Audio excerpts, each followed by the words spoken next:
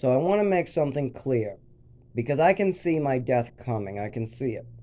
And this is why. My roommate most likely is going to be moved into a shelter. I am most likely going to be moved into a shelter. The reason for this is they have reports of us arguing. They have reports of the bullshit rape, as well as I'm not sure who made up this false report, but they made up a really funny one. They say I'm beating him with a cane. Now, it's very obvious I'm not. There's no cane bruises. I would never do such a thing. Anybody who's in my household knows I'm the victim all the time. I mean, when I have a seizure, it's shit gets done to me. It's not the other way around. I might scream, I might holler that things need to get done, that people need to clean up after themselves. I might get worried and say, hey, you got to do something about this. You cannot let this just pile up. I might try to encourage them to get their own stuff done. But no, I mean, this is just, I think what happened was that when I went down, there was a hospital. Somebody was with me and talked about what was going on with me. I had a seizure and things happened, and they said that. Now, that's probably what the me getting raped is about. And there's a report like that going on at the health service. So their plan is to split us up and throw us each in a shelter. Now, I'm discussing this with them. And I said, yeah, that might work with Dave to have eyes on him. I like that idea. But David might not want that. He needs assisted living or something like that. And that's, that might work for him. But in my case, that's a death sentence. And then they're wondering, well, what do you mean it's a death sentence? Well, I live in New Hampshire. 9 months out of the year, it will trigger seizures. If I'm out in the cold for even 5 minutes at the bus stop, I have seizures. I fall to the ground. I'm not able to speak. People take advantage of me while I'm in that situation. They take my phones, they take my backpack, they take my ID and wallets, especially if I'm surrounded by people who want money for drugs. If there are 40 people in a shelter, they're all looking for money. And if I've been saving up to go and take care of my health, and I have a seizure or I go unconscious or I pass out and shake outside and I fall down, they're very quick to take what's in my room or my cell phone that's charging or anything like that. Now, that's not what's going to kill me. That's going to start off with me getting injured, put in a wheelchair. They also don't really respect the showers. When I come out of a shower wet, I seize if it's cold. I have to have a heater blasting in the shower, windows closed, to be able to take one. I really enjoy my showers when it's done properly. But if I don't do it properly, like if I have a window open and no heat going and I take a shower, when I come out, I will seize and my head will hit off the sink. It's happened before where I've seized and my head hits off the sink and then I'm bleeding. Sometimes I go unconscious as well. Now at home, I can control those situations. I can run a heater. If I do fall, I can call an ambulance. Nobody's going to steal my stuff. Nobody's going to do anything to me. All I have to do is worry about my roommate, where we've settled that. We've settled the past seizure incident. But I really believe that that's their plan for us. Because when I went to the doctor, I told them about my GI being better. I said, my GI is getting a little better. I think by the end of the month I can get to work. And you could tell that they're trying to manipulate some plan to stop me from going to work now.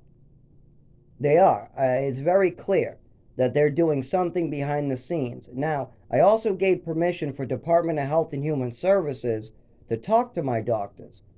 Now, that's great if they talk to the neurologist and they have some documentation and they don't go with this fake narrative. But they most likely are going with the fake narrative. And I think that what they're trying to do is stop me from paying my rent so they can take this away and move us into shelters. And that's fine for David. That's great for him. He'll have eyes on him. He'll have the support he needs. And he seems to like these drug addicts and homeless people. That's how I met him. I was a drug addict, and one of my drug addict friends introduced me to him. I mean, if that's what makes him happy, great. But for me, I'm trying to live. I'm trying to stay alive. I have a seizure disorder, a neurological disorder, and it's triggered by loud noises, it's triggered by touch, it's triggered by cold, it's triggered by flashing lights. These are the type of things that trigger it. And I'm getting worse every day. Now, it didn't work well when I was in a shelter before. It didn't work well when I was living outside before. and I was further south. Now I'm going to try to live in the woods in New Hampshire. I'm going to try to live in a shelter for 3 months, and the rest of the year, what? I mean, the shelter's only open for 6 months during winter up here. They don't have a day type program. They don't. They just let you wander on the streets. Now at nighttime, it gets cold. I mean, July and August at night is too cold. I will seize. I will fall. It will be torture. There's worse things than death, and this is it. This is what's worse than death. Seizing every day, being in extreme pain, not being able to walk, not being able to move, and then as soon as the ambulance brings you into a warm place, you start recovering, and then you're just what? What do they do for you? They record that you had a seizure and they send you back out to the street. Now, I have the ability to go back to work, but now they want to stop me from working. Now they don't want to give me any benefits, they don't want to pay my rent, and they don't want to put anything's wrong with me on paper. So they want to stop, they don't want to put that I'm good enough to go back to work as far as the GI goes in the primary care.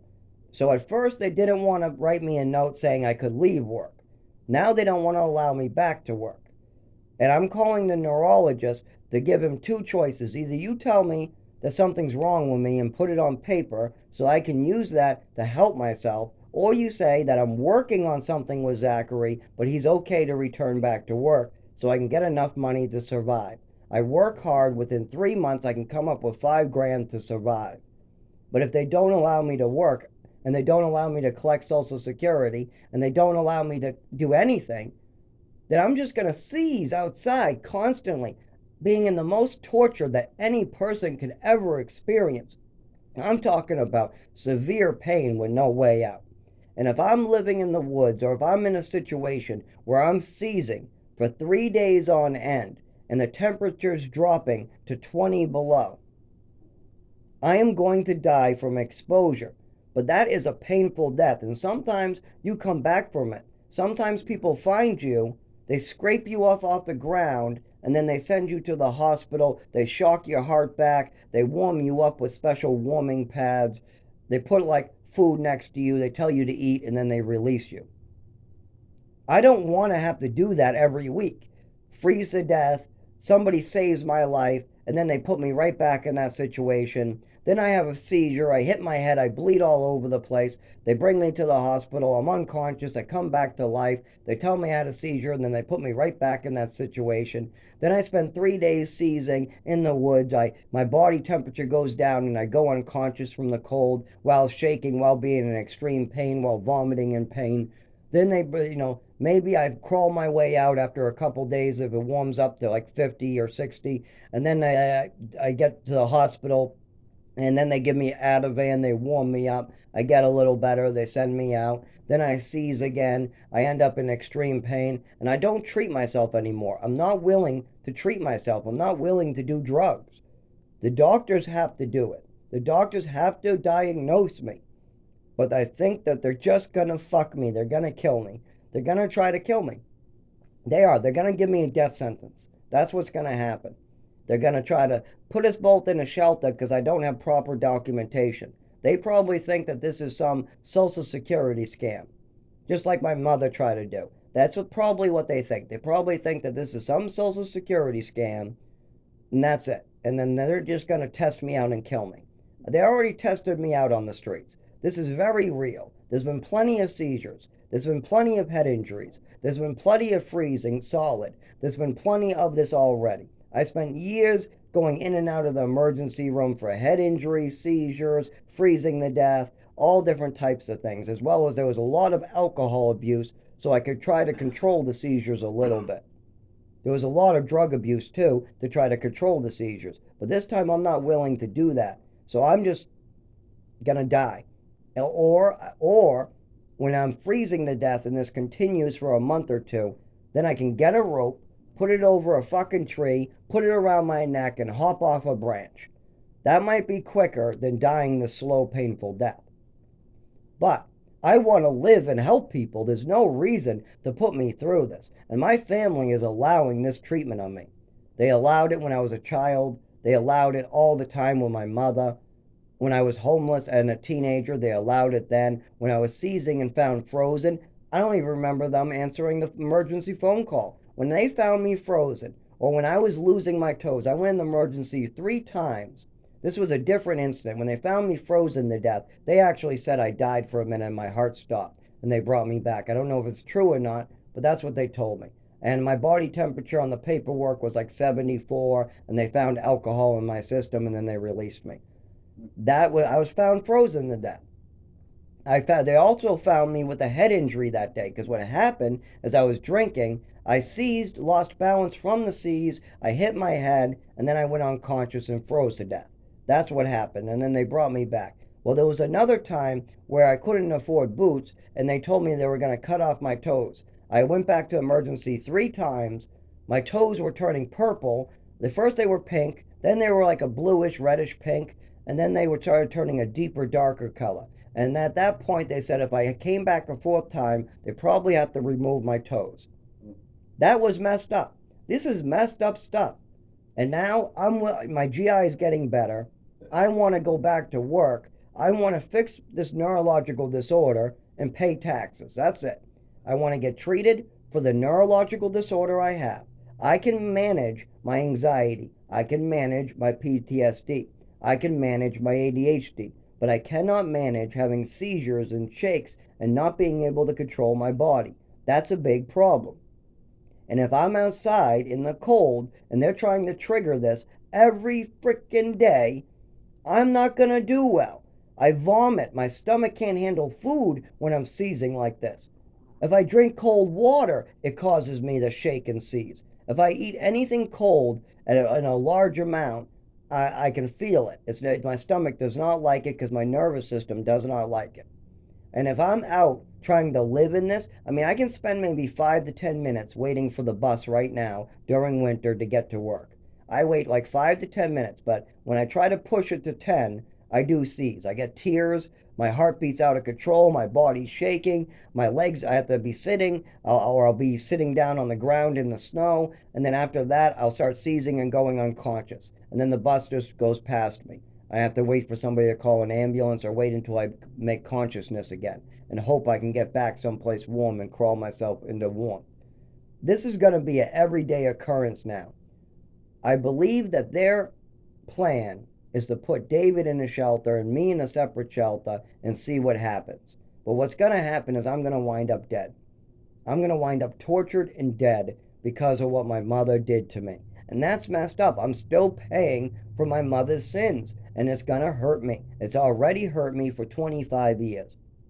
My drug abuse hurt me as well. And that has to do with this neurological disorder. And now the plan is to stop me from going back to work. What would be good if we had some documentation and some help from the state or some help from the family, and I had some time to figure this out and stay put, that would be good. I need a mailing address, I need a cell phone or a landline to keep going with this. I need to also continue seeing the doctor, which requires money, bus tickets. It requires me also having an indoor place to wait and then go out to the bus stop. If I spend too much time, like an hour at the bus stop, I'll seize, I'll fall on the ground, I won't make my appointment, and an ambulance will have to pick me up. This is a serious frickin' problem, and I've bared with it for years. I've did the work. I've gone to work. I've gone to my appointments. I've done everything possible. I've suffered in the cold to get done what needs to get done. But if they put me in a situation where I'm supposed to face cold every day of my life, there is no way I'm succeeding. There's no way I'm holding a job, and and my body can't take any more of this. My body, after 25 years, it can't take. Maybe 1 or 2 more seizures, my heart's going to give out. I mean, with winter coming, if they put me directly in the cold on a regular basis, it's going to be hell and I'm going to die. And this is a record for that. So when they find my body frozen, just know it was a seizure first, and my mother did it to me. When they find me hanging from a tree in the woods next to a tent, know it's because I was seizing every day and I couldn't make it out. And I set up the noose ahead of time. I mean, in that condition, I can't even set up a noose. When I'm seizing every day like that, I couldn't even set up a noose if I wanted to. But if I am found in some type of wooded area, or if I am found on the side of the road with my heart giving out, or if I have a seizure and my head gets crushed by a car, or when my arm gets run over. No, that's because my mother was drugging me, gave me brain damage because it was too much drugs for a little 7-year-old or 5-year-old to handle. Continued at 11 to about 15, and then I took over. And now I'm trying to do the right thing. I go to work, I pay taxes, I try to hold an apartment, I take care of the disabled, I take care of the elderly. I'm a good influence on my community. I give good advice, and everybody knows me in this community and likes me too. When I go to work, I have hundreds of people that constantly come up to me at Hannaford, the Market Basket, and Walmart that say, "We want you back. You're so good. You really make our day. You're really different than any other customer service representative I ever saw. You're a great cashier. We love coming to hear you. I mean, you just seem positive. You smile, and you're always willing to listen to our problems." I hear this all the time, and it lets me know I'm making a difference. But now there are plans to kill me. There are plans to get me hurt, and I'm trying to just go back to work and set up some money to pay bills or move to another apartment. And I'm not going to be allowed to do that. They're going to make sure to suck up all my money. My roommate, the state, whatever the hell is sucking my money, they're going to try to suck it up. All the money I invested in this place is going to go into the trash. The mattresses, the frames, everything.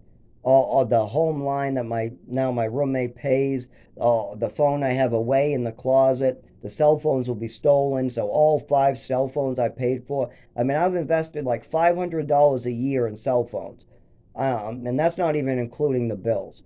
I mean, it might be partly the bills. I might be overstating it, but if you add in the bills, absolutely, it's way over 500 because I easily buy my phones for anywhere from 180, $200, and then I get $30 phones while I wait. So I get a $30 phone, and then by 2, 3 months later, I got a good phone. So this phone cost, I've been investing money in this illness. I've been getting medical appliances, heaters, vests. I've been getting all this type of stuff so I can get treated and fix this. But the doctors are 2 years away, maybe even 5 years away from doing the proper thing. I mean, you got to wait 3 to 6 months for each appointment. So it takes you 1 year to see the doctor twice. I mean, that's messed up. That's fine if my rent's being paid, but if you're planning on screwing me into the cold, I'm going to die, and I know it. I've been there before. I know what happens when I try to be out in the cold. I seize, I fall, my heart starts not liking it, I vomit, my head gets all bloody, my body's cut up. I have pictures of my neck cut up, my legs cut up, my head has scars all over it. There's been blood that's been squirting all over the place when I have these seizures, and cold is the biggest trigger.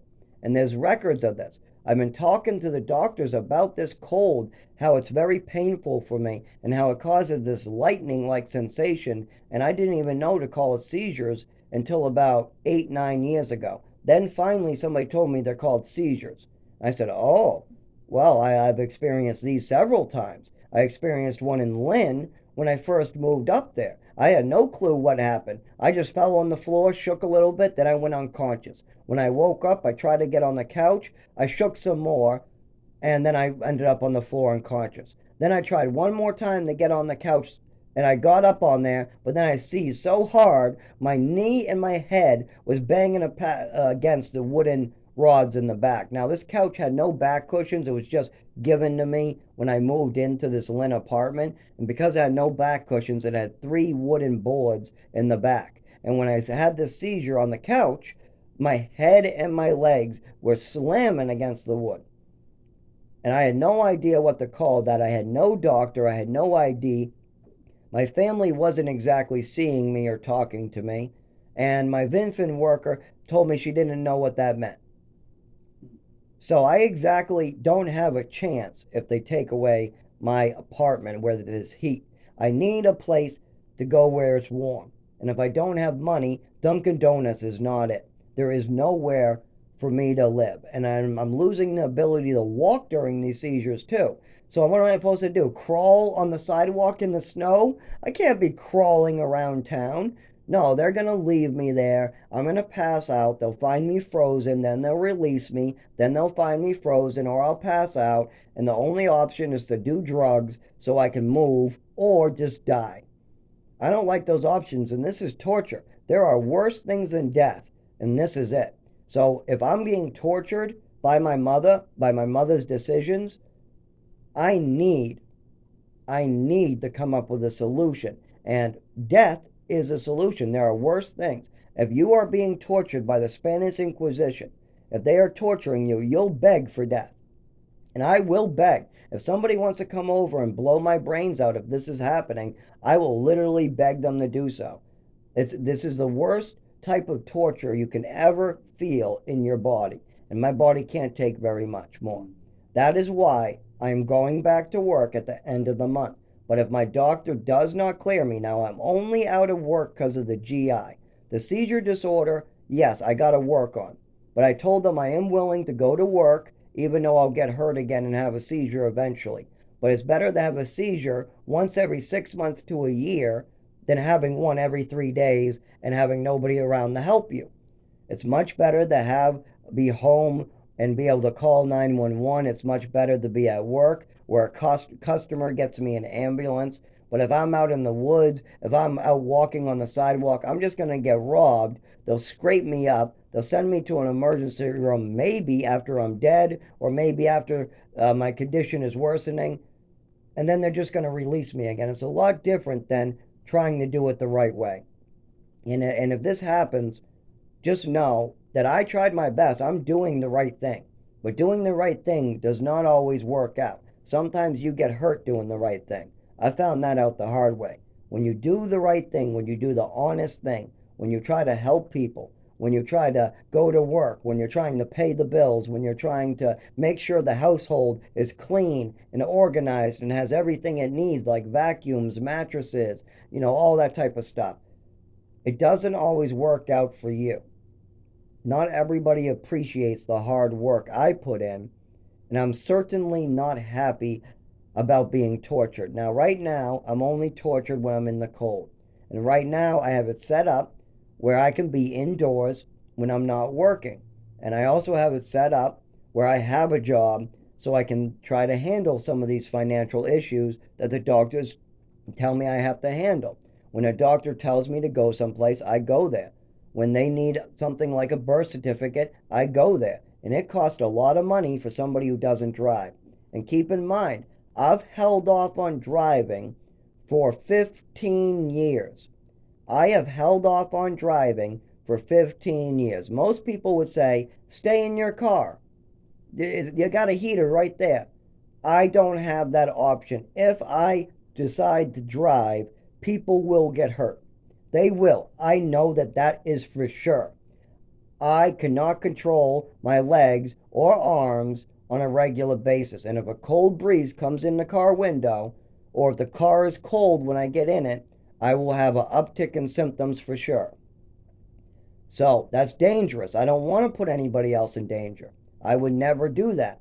But I've been put in danger several times. And it looks like the Department of Health and Human Services and my doctors are about to put me in a dangerous situation again.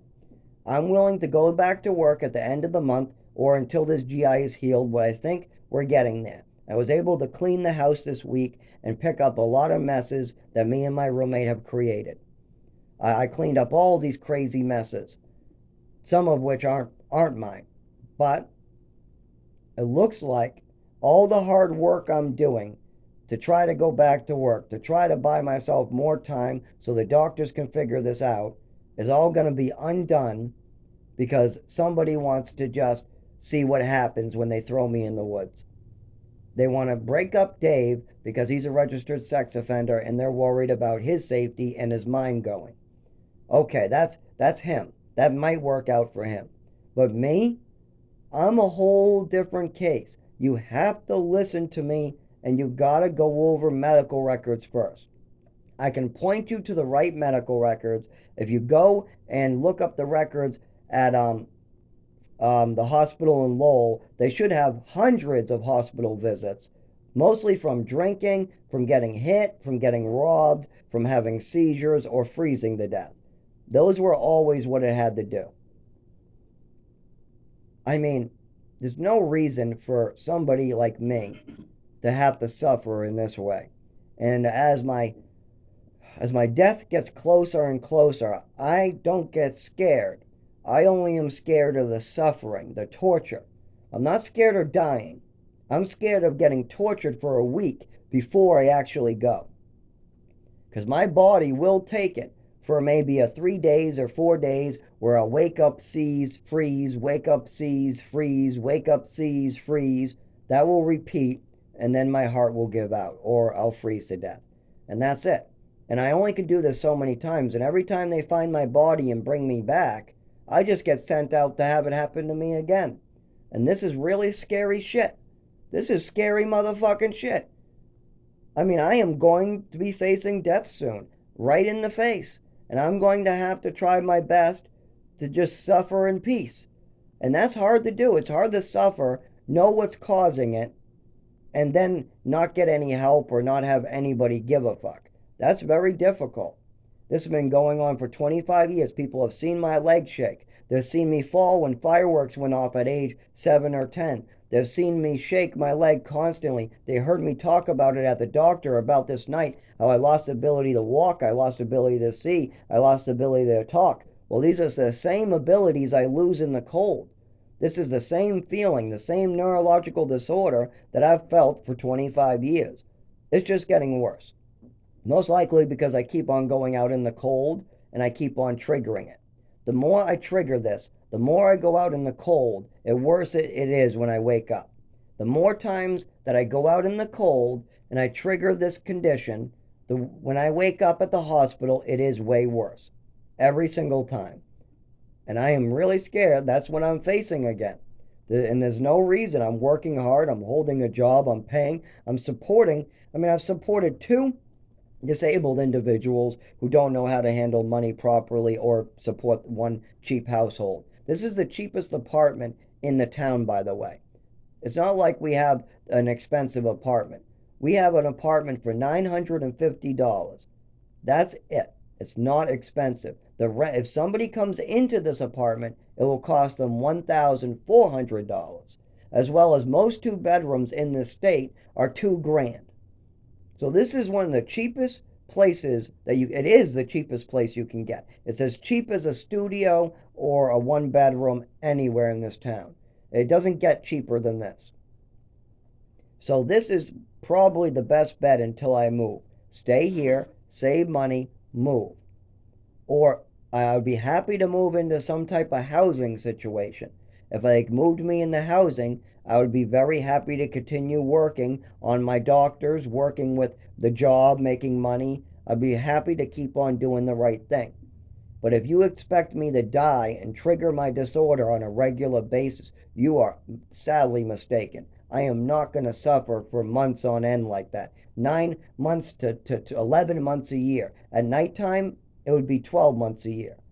Daytime and nighttime, it would be 9 months a year, which this seizure disorder would be triggered. I would be having seizures on a regular basis. I would have pain all through my nervous system every frickin' day, and there'd be nothing I could do about it because the rules say I have to be out in the cold. Dunkin' Donuts says I have to leave because I have no money and I got to be out in the cold. They say I have to get myself wet and then go out into the cold bathroom. These are rules I'll have to follow, and they will trigger my condition. And there's nothing I can do about that.